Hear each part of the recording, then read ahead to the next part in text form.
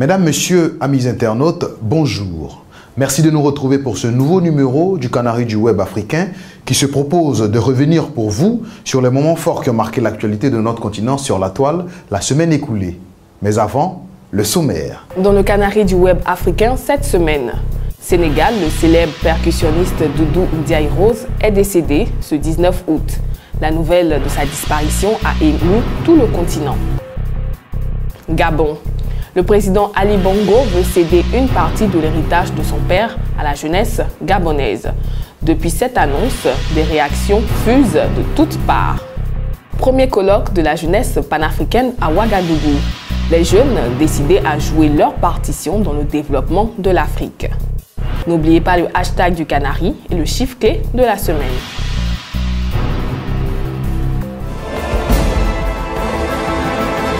Dans un discours prononcé lors du 55e anniversaire de l'indépendance du Gabon, le président Ali Bongo faisait une annonce on ne peut plus surprenante. Il s'agit du legs de sa part d'héritage et de la cession de quelques biens immobiliers de la succession d'Omar Bongo à la jeunesse de son pays. Pour certains observateurs, le geste d'Ali Bongo n'a rien de désintéressé. Si Ali Bongo décide de faire ce don, c'est pour tenter de laver l'image de son père accusé d'avoir détourné les fonds au Gabon, a estimé un auditeur qui intervenait sur la question sur RFI.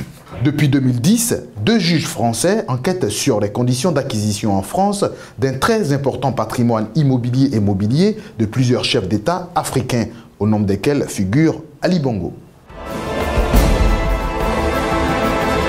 Direction Ouagadougou, où le premier colloque panafricain de la jeunesse s'est achevé ce 14 août dernier. Les jeunes africains réunis à ce premier colloque de la jeunesse ont souhaité être impliqués davantage dans les instances décisionnelles africaines. Les jeunes africains ont émis le vœu que 30% du budget de chaque pays soit alloué à la santé, à l'éducation et à l'emploi. Un comité de suivi a été mis sur place pour l'application des résolutions du dit colloque. Escale sur les bords de la lagune Ébrié où le président du Front populaire ivoirien, Pascal Affi-N'Guessan, a déposé ce jeudi 20 août son dossier de candidature à l'élection présidentielle de 2015. Nous venons de poser un acte que nous considérons comme important parce qu'il est bon pour la Côte d'Ivoire que le Front populaire ivoirien soit engagé dans le processus électoral pour permettre au pays de tourner la page des tristes événements que nous avons tous connus. Nous savons que cette élection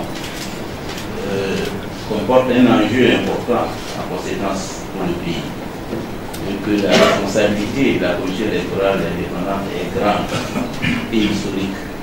C'est pourquoi je voudrais dire solennellement à M. le Président et à tous ses collaborateurs qu'il peut compter sur le soutien du Front populaire ivoirien pour les aider à affronter cette élection historique et à faire en sorte qu'avec leur concours, notre pays retrouve la paix, la stabilité et la démocratie. En plus d'Affi-N'Guessan, 9 autres citoyens ont déjà fait acte de candidature. La date limite de dépôt des candidatures est fixée au 25 août prochain, soit 60 jours avant le début des élections présidentielles. Selon un récent rapport publié par Human Rights Watch, en Afrique du Sud, 500 000 enfants seraient exclus du système scolaire à cause de leur handicap. La situation est moins reluisante dans les autres pays du continent. Au Niger, précisément à Agadez, dans le nord du pays, seulement 2 écoles spécialisées pour enfants handicapés sont disponibles pour une population d'environ 113 000 habitants. Quant au Nigeria, l'handicap d'un enfant rime avec tabou et exclusion. De son vrai nom, Mamadou Ndiaye, Doudou Ndiaye Rose est un musicien percussionniste sénégalais né le 28 juillet 1930. Cette icône de la musique africaine a rendu l'âme ce 19 août à l'âge de 85 ans. La nouvelle a créé la consternation sur la toile. Son album le plus connu est sans doute Djaboté, enregistré sur l'île de Gorée en 1991. La revue du web pour aujourd'hui, c'est terminé. Place à présent au hashtag du Canari, présenté par Marie-Christelle Turpin. Chers Webies, bonjour. Elle s'appelait Claudia Larissa Agnobi, 23 ans, étudiante. Elle a été retrouvée morte dans la nuit du 11 août 2015 et elle aurait été poignardée par ces jeunes bandits que l'on appelle communément à Abidjan les microbes. Cette histoire a ému la toile ivoirienne. Sur Facebook, des pages ont été créées pour soutenir la famille de cette jeune fille, mais aussi pour décrier la situation sécuritaire en Côte d'Ivoire à cause des microbes.